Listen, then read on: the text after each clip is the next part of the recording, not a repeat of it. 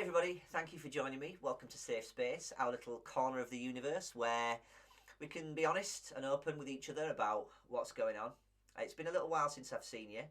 I don't always feel, if I'm in the wrong mindset, then I feel like these are massively self-indulgent. What am I on about? Why should I be spouting my truth off into the world, and who wants to listen to me? And I'm not free of that yet, but I fight it and I keep pushing, and every time I feel like that, somebody comes forward and says that their video helped them, or that something changed for them, and so that's enough for me. And thank you for the feedback. The response we got from the videos with Anna, like, that really helped us, but also we got some amazing feedback. So thank you for sticking with me and joining me for all this. Without further ado, ado is one of my specialities, but let's have enough of that. What am I talking about? Oh yeah, today I'd like to talk about fatherhood, because it's the biggest thing I'll ever do. I'm already pretty much sold on the fact that it is by far the best thing I'll ever do. But equally, before it happened, it was the biggest sort of overwhelm for me. I think the gravity of the situation is not lost on anybody, I'm sure of that. But I think for me, it was this like looming underlying pressure that I didn't understand. I still am getting to coming to terms with it, but I think for a while I probably just thought I was afraid of commitment. In fact, society tells you that you're afraid of commitment. A few relatives and people that we know, I mean, mostly female, admittedly, but you've been together for a while now. You have, haven't you? Why aren't you married yet? Where's the babies? And you think that there is this sort of expectation in some parts of the society that your relationship is not complete until you've sort of ticked these boxes, and I don't sign up to that. I don't think, if people don't want to have children, I think that that's a personal decision for them, and it's absolutely the right one for you if that's right. I always knew I wanted to have kids. I wanted to have a kid. Let's just hang fire on the plural. Yeah, we'll see. But I always knew I wanted to be a parent. But there was something that made me just think, whoa, I'll think about that nearer the time. And I think as it's been a contributing factor the closer I've got to it, to me being sort of unable to cope with myself, I suppose, to a point. This idea that, like, how could I possibly do a good enough job? The permanence of it, for sure, is definitely a contributing factor. The idea that everything else I've ever done in my life has been undoable. You can leave a job, you can fold a business, you can sell a house, you can break up from a relationship. You can't undo this one. It's forever. And that was like, for any perfectionists out there, overthinkers out there, it's probably a familiar feeling. Like, how do I take this thing on when I know that I might fail? If I'm not sure that I can do the perfect job, best not to.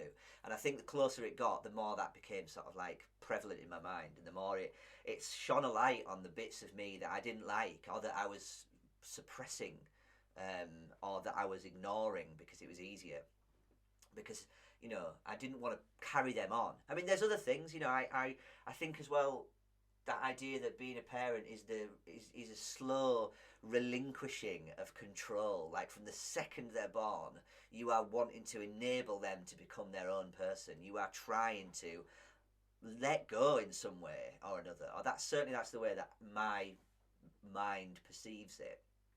And that you can't have full control over it. You don't know what's going to happen. You don't know what their needs are going to be, and you don't know how you're going to respond to those things until they come along. And so I think there's a big, if you've spent a life trying to hold on to control for your own sanity, then that's a scary prospect. It's daunting, and I think that's maybe been part of it for me.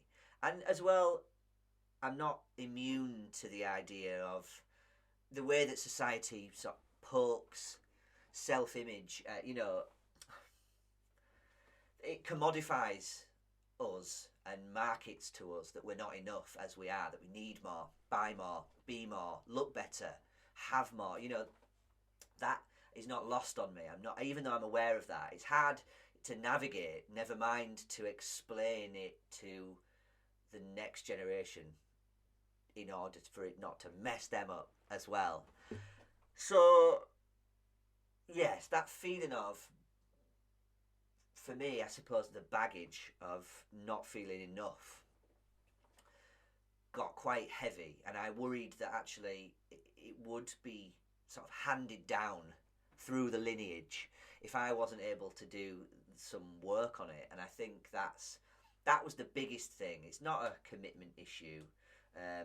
It's more of a, how on earth can I possibly be good enough to do this job?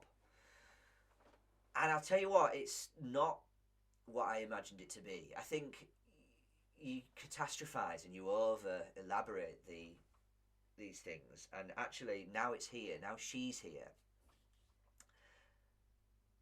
Her needs are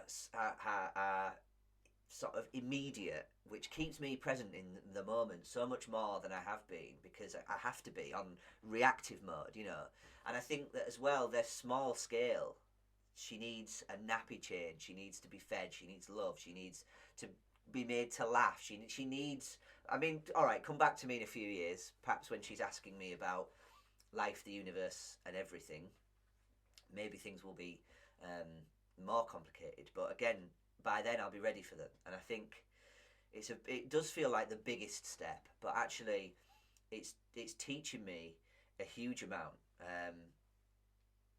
about myself, but also about, you know, how to focus on somebody else's needs, other than spending so much time managing my own limitations and navigating my own struggles. You know, they're still there. I'm not suddenly some sort of super dad that sort of doesn't, you know, I still have all those things, but she is a welcome break from those. And she's the greatest thing I've ever seen. So I'll have her on the show at some point again. But I just wanted to talk to you. I just wanted to reach out to you dads, or dads to be, or people who wish they could be dads, or parents in general. This is not just for dads. You know, the point being is that those of us who do struggle with self-worth, and then there is possibly going to be some big hills to climb when it comes to taking on this big role, but you are inherently enough. And if you're having these thoughts, then it's a good sign, because it's not about the destination of being the perfect parent. It's about the awareness that you're not going to be, and how can you counter that by being present and the best you can, because that is enough as you are. I think that's all I wanted to say. Thank you for joining me. Look after each other, keep talking to each other, and safe travels.